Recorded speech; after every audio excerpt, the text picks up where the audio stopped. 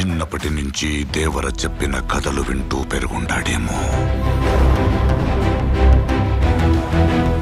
ఈ కొండని భయపెట్టడానికి దేవర బతికుండాడని పెద్ద కథని రాసినాడు నీ బిడ్డ.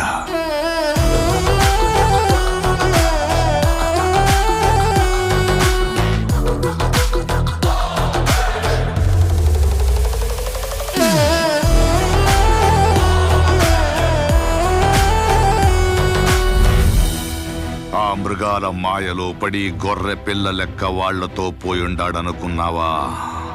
కాదు తల్లి, వాడిని అడ్డం పెట్టుకుని వెళ్ళిన ఆళ్ళు గొర్రె పిల్లలు. సముద్రంలో ఈ పాటికి మృగం వేటాడినట్టు వేటాడుతూ ఉంటాడు నీ బిడ్డ.